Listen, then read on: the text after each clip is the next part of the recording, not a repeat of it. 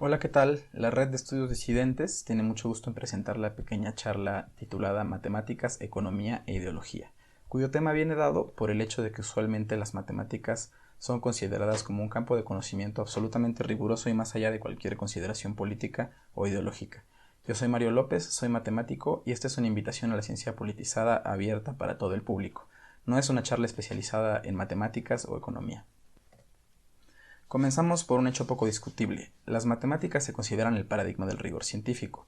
A lo largo de los últimos siglos, las otras ciencias se han esforzado por alcanzar el nivel de rigor que las matemáticas y la física tienen. Esto tiene mucho que ver con que las matemáticas han mostrado una gran capacidad para describir los fenómenos del universo desde las escalas remotas de la física cuántica hasta la astrofísica relativista, pasando por toda la tecnología cotidiana con la que nosotros interactuamos, como los celulares, la internet. Ante esta gran capacidad para describir los fenómenos del universo, vamos a plantear aquí dos posturas muy genéricas. Una de ellas, a la que llamaremos idealista metafísica, considera los conceptos matemáticos como anteriores a todo entendimiento humano. Esto no quiere decir que los conceptos matemáticos existan más allá o antes de la existencia del ser humano, sino que su valor de verdad no depende de la manera y de las condiciones históricas en que éste se formula. Es un valor eterno y esencial. La otra postura, la que llamaremos aquí histórico-dialéctica, explica las matemáticas como resultado del proceso histórico de interacción de la especie con su entorno. Por lo tanto, no se sorprende de la capacidad explicativa de las matemáticas, toda vez que las considera una herramienta forjada precisamente en el proceso de interacción con ese entorno que se describe con las matemáticas. Como ejemplos paradigmáticos de estas dos posturas, vamos a comparar aquí el pensamiento de dos economistas muy importantes del siglo XIX, León Walras y Karl Marx. León Walras y Karl Marx son un ejemplo particularmente bueno del alcance político que puede llegar a tener un movimiento filosófico o científico.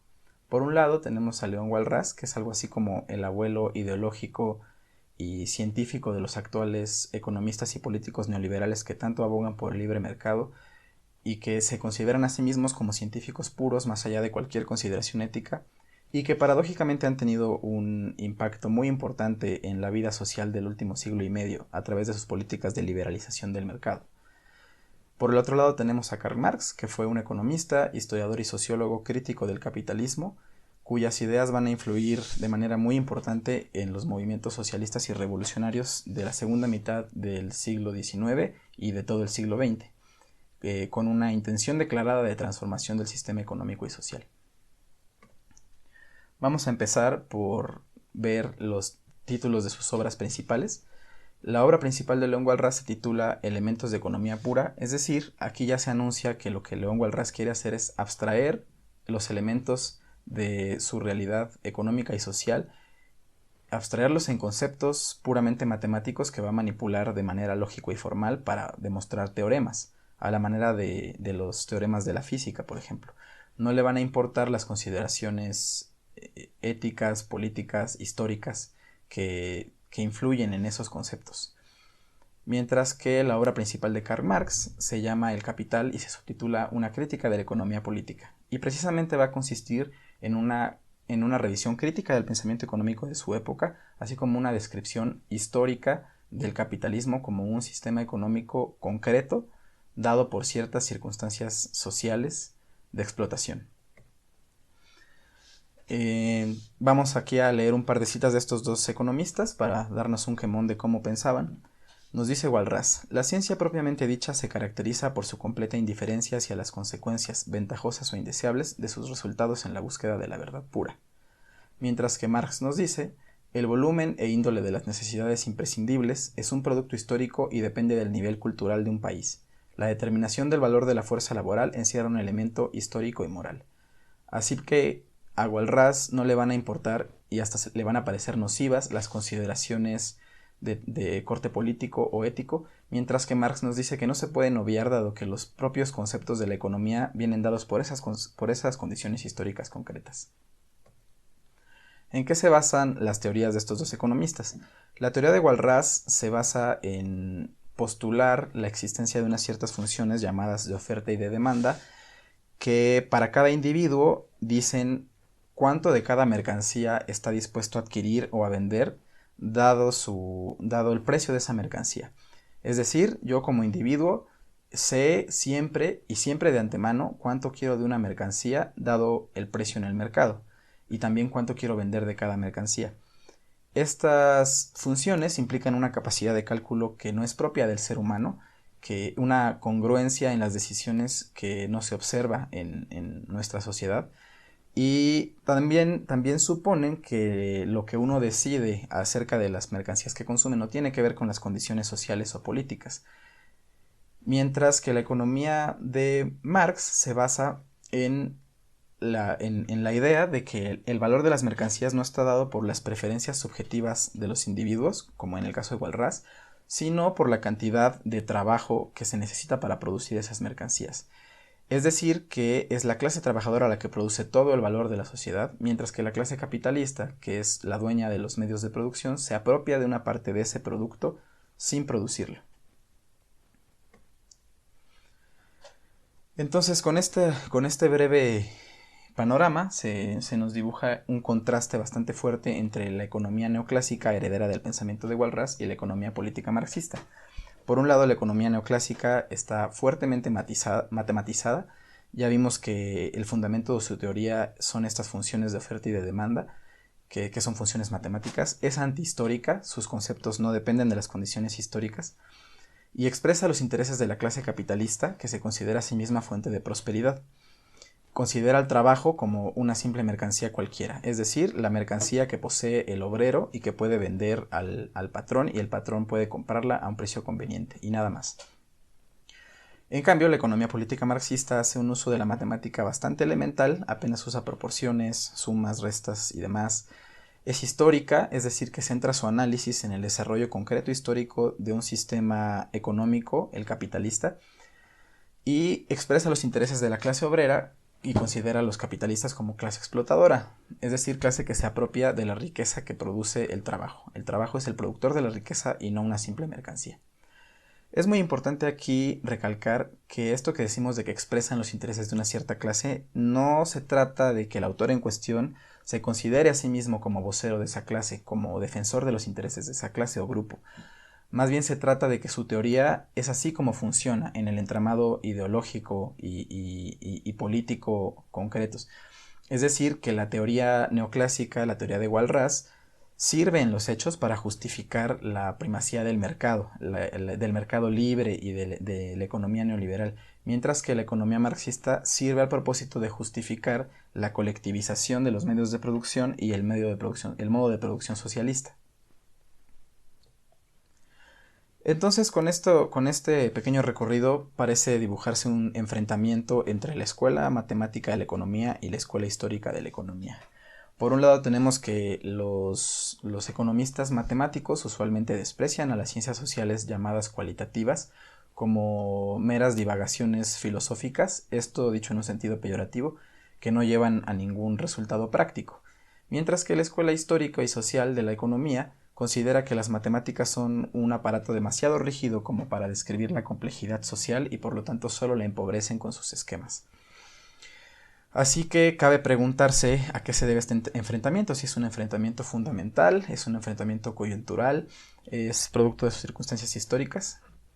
Y la respuesta es que efectivamente este es un falso dilema, no tenemos que escoger entre una u otra alternativa, porque el enfrentamiento de las matemáticas y la historia es un producto histórico de ciertas circunstancias muy concretas y no un enfrentamiento fundamental. No es que usar matemáticas sea automáticamente empobrecedor de la comprensión de la sociedad, ni al revés, tampoco se tiene que tener consideraciones sociológicas e históricas, no lleve a ningún resultado. En realidad sucede que, como explica en esta cita Antonio Gramsci, que no existen ciencias por excelencia ni un método en sí. Cada investigación científica crea un método adecuado, una lógica propia cuya generalidad o universalidad consiste solo en ser conforme al fin. Es decir, que no se puede tomar una ciencia modelo, por ejemplo las matemáticas o la física, tomar su método y postularlo como método general de las ciencias, porque cada ciencia, cada investigación científica encuentra sus propias herramientas y sus propios discursos para llegar a ciertos resultados conforme a un fin, y este fin es un fin político, consciente o inconsciente. Esto no quiere decir que cualquier conocimiento que tenga un fin es ya científico. La ciencia es una estructura social muy concreta, resultado de un desarrollo histórico muy concreto, que está, por ejemplo, muy ligado a la comprobación de las teorías mediante la práctica. Dentro de esos márgenes, de los márgenes de lo que es la ciencia en general, es que se pueden plantear estos fines y encontrar estas herramientas de conocimiento.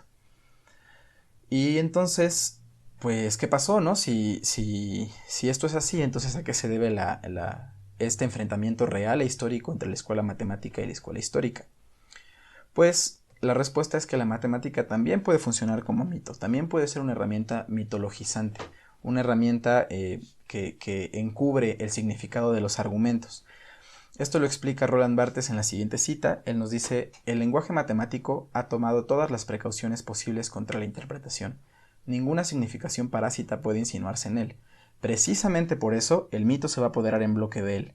Tomará una determinada fórmula matemática, por ejemplo, la famosísima e igual a mc al cuadrado, y hará de ese sentido inalterable el significante puro de la matematicidad. ¿Qué quiere decir esto? Quiere decir que las fórmulas, por ejemplo, el e igual a mc al cuadrado, son fórmulas que tienen un significado por sí mismas, vienen de un aparato deductivo en la física, en este caso de los trabajos de Einstein, y realmente tienen un contenido propio, pero cuando se les pinta y se les usa para justificar argumentos, lo que menos importa la mayoría de las veces es ese contenido. Lo que importa es la forma matemática con la que se expresan y que suscita una reacción psicológica involuntaria por parte de quien la ve, una reacción de veneración y que evoca una sensación de impenetrabilidad y de precisión. Es decir, por ejemplo, con estos símbolos, ¿no? Aquí con esta pizarra retacada de símbolos matemáticos que probablemente quieran decir algo por sí mismos, o las figuras geométricas del toro y la botella de Klein. Estas son conceptos matemáticos que tienen una historia, que tienen un contenido, pero que se usan más bien y que funcionan, eso es lo importante, que funcionan como fuentes de matematicidad para los argumentos que se quieran exponer.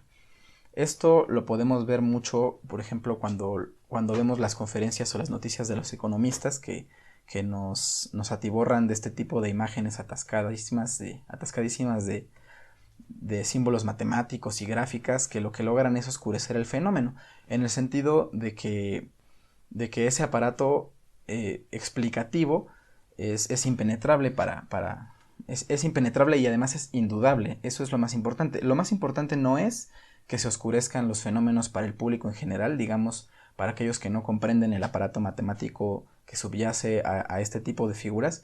Lo importante es que aún para los especialistas del área que sí conocen estas herramientas, que sí conocen, por ejemplo, el cálculo estocástico, que es lo que se usa cotidianamente en la teoría de las finanzas, en las teorías financieras de hoy en día, aún para esos que las conocen, las matemáticas ejercen este efecto matematizante que lo que hace es otorgar una autoridad automática a los argumentos. Entonces ya ni siquiera se revisan las premisas económicas de estos razonamientos, porque su cobertura matemática, su matematización, les otorga un aura de infalibilidad, convenciendo a los propios profesionales del área de que esta teoría es correcta. La Matrix. Ante esto, lo que proponemos en la red de estudios disidentes es tomar la ciencia como una actividad política. Es tarea de los científicos políticamente activos dimensionar correctamente el espectro de aplicación de las matemáticas. Efectivamente, no se pueden matematizar todos los argumentos sobre la economía y la sociedad, porque la matemática es una estructura racional de cierto tipo que no puede abarcar todos los fenómenos y que no hay ninguna razón para suponer que ese instrumento forjado en la historia concreta del ser humano es capaz de abarcar todos los fenómenos del universo. Sin embargo, esto no quiere decir que se deba rehuir el uso de las matemáticas. Ese es un problema que ha padecido el pensamiento de izquierda del último siglo y medio, precisamente, que considera las matemáticas como un instrumento positivista propio de las clases dominantes, como un elemento enajenante que solo logra quitar la complejidad de los fenómenos sociales. La matemática también puede servir como auxiliar, como herramienta para ese tipo de teorías como la teoría de Marx, por ejemplo. No son, hay que romper esta inercia que nos dice que las matemáticas son un instrumento que no se puede usar en las teorías sociales. Se puede usar, se puede aprovechar y no se debe abusar de sus capacidades. Por otro lado, no basta con estigmatizar a la ciencia subordinada a los intereses de dominación, es necesario hacer una crítica a todos los niveles. Es decir, que no es suficiente con que yo diga que la teoría de Walras representa los intereses de la clase capitalista. Eso es algo que se ha venido repitiendo a lo largo de la historia y que, aunque es cierto, no es suficiente, porque de todos modos este tipo de teorías siguen teniendo en la realidad una influencia muy poderosa sobre los economistas a través de la universidad y sobre la sociedad. Entonces, no basta con hacer esa crítica, que sí es necesaria, también hay que hacer la crítica al nivel económico, al nivel político, al nivel epistemológico y al nivel matemático, por ejemplo. Hay muchos matemáticos políticamente activos que están interesados en este tipo de problemas, pero que no saben cómo involucrar estos dos intereses, las matemáticas y la economía, por ejemplo. Y se puede hacer utilizando las matemáticas para criticar el contenido y la consistencia de una cierta teoría. La teoría neoclásica, por ejemplo, con todo el rigor del que se jacta, tiene en realidad muchísimas lagunas matemáticas, muchísimos argumentos infundados a ese nivel. Y todas esas críticas se tienen que hacer porque se trata de la lucha por el método científico, se trata de poner en cuestión una cierta manera de pensar. Las matemáticas deben servir para explicar los fenómenos, no para oscurecerlos. Esto solo puede suceder si usamos las matemáticas como una herramienta y no como el último criterio de veracidad de los argumentos científicos. Y no se trata de que las hagamos accesibles para todos, sino de hacerlas útiles, conforme al fin. Es decir, hoy en día es imposible que las matemáticas especializadas, por ejemplo, para la economía, para analizar nuestro sistema económico contemporáneo, hoy en día es imposible que esas matemáticas se hagan accesibles al público en general, ni siquiera al público científico en general. No se puede pedir que todo sociólogo sea matemático, que todo matemático sea biólogo. Esto porque la división del trabajo ha operado radicalmente en el trabajo intelectual, en la ciencia en particular. Y la especialización es muy grande la especialización. De lo que se trata es de articular estos diferentes conocimientos especializadísimos para llegar a resultados y a conocimientos científicos conforme al fin político. Esto lo expresa Gramsci en la siguiente cita. Nos dice: un movimiento filosófico lo es solo en la medida en que, en el trabajo de elaborar un pensamiento superior al sentido común y científicamente coherente, no se olvida de quedar en contacto con los sencillos, entre comillas, y encuentra en ese contacto la fuente de los problemas que hay que estudiar y resolver. Solo por obra de ese contacto se hace histórica una filosofía, se depura de los elementos intelectualistas de naturaleza individual y se hace vida. Es decir, que la importancia histórica de un movimiento filosófico-científico no radica en la genialidad de aquel que lo funda, de un científico que originalmente se saca todas esas ideas de su cabeza porque es brillante. En realidad, la importancia de estas teorías viene dada porque estructura los conocimientos, las intuiciones y la experiencia de un cierto grupo social. Regresando a los ejemplos que analizamos hace rato, ¿cuál es el problema que se plantea Walras? A través de las funciones de oferta y de demanda, lo que él quiere es determinar cómo se forman los precios de las mercancías a partir de las preferencias subjetivas de los consumidores, de los compradores y también de los vendedores. Cómo se encuentra ese precio en el que estamos de acuerdo para hacer las transacciones. Este es un problema netamente de la clase capitalista, es un problema que le interesa justificar y legitimar a la clase capitalista, y es en ese sentido que se puede decir que Walras es un intelectual orgánico de la clase capitalista. Por otro lado, tenemos que el problema principal de la obra de Marx es explicar y desvelar el mecanismo de explotación de la clase obrera de su tiempo y las causas de la pobreza y de la miseria de la clase obrera en Europa, en la Europa de su tiempo.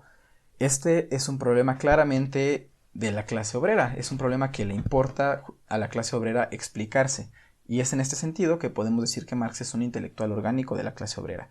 Esto quiere decir justamente que articula, que da coherencia, cohesión a los pensamientos, a las intuiciones y a la experiencia histórica de ese grupo social. Entonces eso creo que como científicos puede llevarnos a preguntarnos de quién son los problemas que estamos resolviendo, de quién son los problemas, por ejemplo, que priorizan el aparato científico de nuestras universidades y si creemos que esos son los problemas que nos interesa resolver o si creemos que podríamos aplicar la ciencia para resolver otros problemas concretos de otros grupos sociales. Esto creo que sería un primer paso muy importante para la politización de la ciencia y para que nosotros como científicos seamos capaces de dimensionar el papel social de la ciencia. Yo me despido con esta invitación a la politización de la ciencia y cualquier comentario, sugerencia, cualquier referencia bibliográfica que quieran, déjenosla en los comentarios, ahí podemos discutir un poco. Y espero que sigan viendo los videos de la Red de Estudios Disidentes. Muchas gracias.